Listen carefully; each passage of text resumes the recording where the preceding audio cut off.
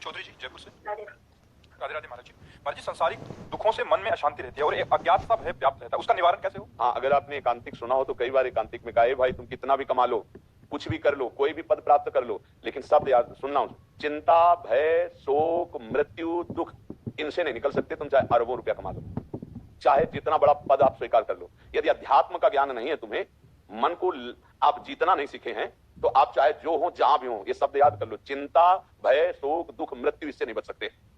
अब भय कल्पनात्मक भय, यहां सब उत्तर मिल जाते हैं। एक आए थे वयोवृद्ध, तो उन्होंने कहा भगवान की कृपा से सब पुत्र हैं, धन है, संपत्ति है, कई मेडल जीते, सब क्या क्या वैसे बता रहे थे, और कह रहे थे अब एक भय सता रहा है कि मरना पड़ेगा, ये सब छूट जाएगा। हाँ, यही इसी भय को मिटाने के लिए समय मिला मनुष्य जीवन। अब ना मेडल साथ जाएगा आपका, और ना बेटा साथ जाएंगे, और ना रुपया जाएगा, ना तुम्हारा घर जाएगा, अब तुम्हें जाना पड़ेगा, शरीर भी छूटेगा। अब कहाँ जाना है उसका तुम्हें पता नहीं, और जहां जाना है यहाँ का सिक्का काम नहीं करेगा, वहां के लिए धन एकत्रित नहीं किया, राधा राधा राधा, अब भय तो लगेगा ही, घबराहट तो पैदा ही हो जाएगी, क्योंकि मरना तो पड़ेगा ही ना।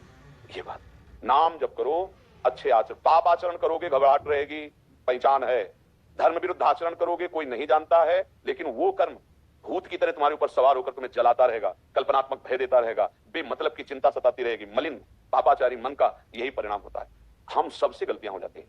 ऐसा कोई नहीं जन्मा इस भूतल पर, या तो श्री भगवान या भगवत प्राप्त महापुरुष जो आते हैं उनके सिवा। जैसे आकाश से गिरा हुआ बूंद पृथ्वी में आते ही मलिन हो जाता है, ऐसे यहाँ जन्मा हुआ जीव, माया का प्रवाह उसके ऊपर, भूमि परत भा ढाबर पानी तिम जीवन माया लपटानी। और माया का मतलब है भ्रम पैदा कर देना, पापाचरण करवा देना। तो जब गलती हो जाती है तो वो हमको डराती है।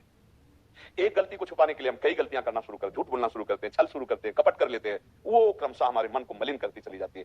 बड़ा अवसर मिला है, जैसे अपने लोग बैठकर चर्चा कर रहे हैं, साधु संग मिला है, अगर अब सुधार कर लो तो हो सकता है। जैसे आपका मन डिप्रेशन में जा रहा है, ये पाप का लक्षण है। आपके द्वारा ऐसे आचरण बने हैं जो ऐसा क्रॉस चिंतन कराते कराते आपकी शक्ति को कमजोर कर दिया। अब बार बार लड़खड़ा करके उसी चिंतन में गिर जाता है संसारिक, और घबराहट पैदा हो जाती है। ऐसे कल्पनात्मक भय ऐसा हो गया तो क्या होगा? अब भय, अब वो धीरे धीरे जिंदा मरा हुआ हो जाता है, कल्पनात्मक भय सता रहा है। उसी से बचने के लिए तो ये अध्यात्म है, उसी से बचे। इसके लिए आप औषधि ले लो, फिर संसारिक चिंतन।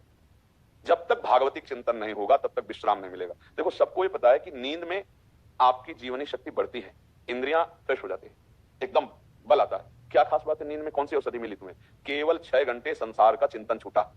आप खास बात देख लीजिए, आप जो बेहोश रहे नींद में, तो केवल 6 घंटे संसार का चिंतन छूटा, तो आपको प्लस लगा, यार आज बहुत अच्छा सोया। नहीं, 6 घंटे संसार। अगर आप जीते जी चैतन्यता में संसार का चिंतन छोड़ दें तो कैसे आनंद में रहेंगे? यही अध्यात्म है। संसार का चिंतन छूटा, भगवान के चिंतन में मगन होकर सब काम कर रहे हैं, राधा राधा राधा राधा, झाड़ू लगा रहे हैं, फावड़ा चला रहे हैं, व्यापार कर रहे हैं, ऑफिस जा रहे हैं, रसोई बना रहे हैं, राधा राधा राधा राधा राधा, तो आपको पाप कर्म से बचाएगा नाम। आपको भय लगेगा कि मैं पाप नहीं करूंगा, फिर आपका मन अच्छे अच्छे भाव देने लगेगा, भाव में एक आनंद आने लगेगा। जब पाप हो जाते हैं तो गलत भाव होता है, वो जलाता है मन, वो चिंता करता है। क्या प्रश्न था? महाराज जी, इनका था कि संसारिक दुखों से मन में शांति रहती है, एक अज्ञात भय रहता है, निवारण कैसे? हाँ, उसका ने बताया ना, राधा राधा राधा राधा परम औषधि, भूल कर कोई पापाचरण ना हो। देखो, कुछ गृहस्थी में ऐसे भयानक पाप बन जाते हैं जिनको आप समझते हुए भी नहीं समझते। जैसे गर्भ हत्या है, गर्भ पतन है, कितना बड़ा भ्रूण हत्या, गर्भ हत्या पाप है।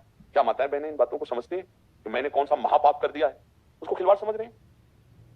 नहीं चाहिए हटा दे, तो तुम्हें सावधानी रखनी चाहिए। गर्भस्थ शिशु की हत्या करा दी। कई ऐसे अपराध होते हैं जिनको हम जानते हैं कि शायद ये पाप हो, हमें तो लगता है सबको पता होगा। ये तो पता ही होगा कि हम जो गर्भ हत्या कर रहे हैं पाप है कि नहीं है। कोई बिरला ऐसा है जो गर्भ हत्या न कराता हो, बिरला नहीं। प्राय ये गलतियां गृहस्थी में सब लोग कर देते हैं। फिर उनको कैसे तुम्हारा हृदय प्रसन्न रहेगा? तुम माँ हो, तुम्हारे आंगन में बच्चा खेल रहा हो, एक थप्पड़ मारे आकर कोई बच्चे का, तो तुम बर्दाश्त नहीं करोगी। उसी बच्चे के अंग भंग अंदर करवा कर नष्ट कर देती, चाहे बच्ची हो चाहे बच्चा। अच्छा, अगर बच्ची है तो तुम किसी की बच्ची थी तभी तो तुम मां बनी। तुम्हें अगर सुरक्षित न रखा जाता तो सृष्टि का कैसे?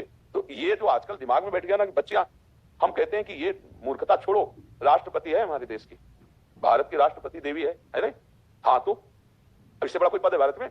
सबसे बड़ा पद दैवी शक्ति ही तो विराजमान है उसमें। ये भ्रम छोड़ो। ऐसी गलतियां बहुत सी गृहस्थी में हो जाती है। देखो, कैसे मन शांत रहेगा? आपकी बात मैं नहीं कर रहा हूं, मैं ऐसे समाज की बात कर रहा हूं। नई अवस्था 13, 14, 15, 16, 17, 18, 20, ये अवस्था पवित्र रहने की है, भ्रष्ट होने की नहीं है। अब आप दोस्त बनाओगे, चाहे बच्चा हो चाहे बच्ची हो, इंद्रियों का संयम तो है नहीं, शास्त्र ज्ञान है नहीं, आप गंदी बात करोगे, आपका मन अपवित्र हो गया। फिर उस गंदी बात में ब्रेक नहीं रहती, फिर वो कहीं भी कैसे भी। अब आप किसी की गृहस्थी में जाओगी, फिर आपका मन जो बहुत जगह से मन विचलित हो चुका है, अब आपका मन संयम में रहेगा, अब आपका मन शांत रहेगा। आतंक मच जाएगा? नहीं मच जाएगा। चाहे पुरुष हो आप, चाहे आप स्त्री हो, अगर आपके आचरण, आपका चरित्र सुरक्षित नहीं है तो कैसे बर्दाश्त होगा? एक अपने पति से प्रेम करने वाली है और उसका पति दूसरी की तरफ, वो कैसे जिए, कैसे बर्दाश्त हो। एक पति अपनी पत्नी को प्राणों से भी अधिक प्यार करता है, वो किसी दूसरे की तरफ देख रही, कैसे वो जीवित रहे, कैसे वो सुरक्षित अपने मन को रखे। कई ऐसी गलतियां हम गृहस्थी में करते हैं, शुरुआत से ऐसी गलतियां हो जाती है जिससे पूरा जीवन उसका दंड भोगना पड़ता है। तो हमें लगता है कि अगर हम शास्त्रों का ज्ञान प्राप्त करें, हम अपने धर्म को समझें, हम अपनी मर्यादा से चलें, तो ये शिकायत नहीं आएगी कि हमारा मन, ये डिप्रेशन की प्रथम स्थिति यही है जो आपने वर्णन की, ये डिप्रेशन की प्रथम स्थिति है। थोड़ा गाढ़ चिंतन और बढ़ जाएगा इधर तो आपको दवाई की जरूरत पड़ने लगेगी। इसलिए बहुत सावधान, ये दवाओं से ठीक होने वाली बातें नहीं है, ये विचार को पवित्र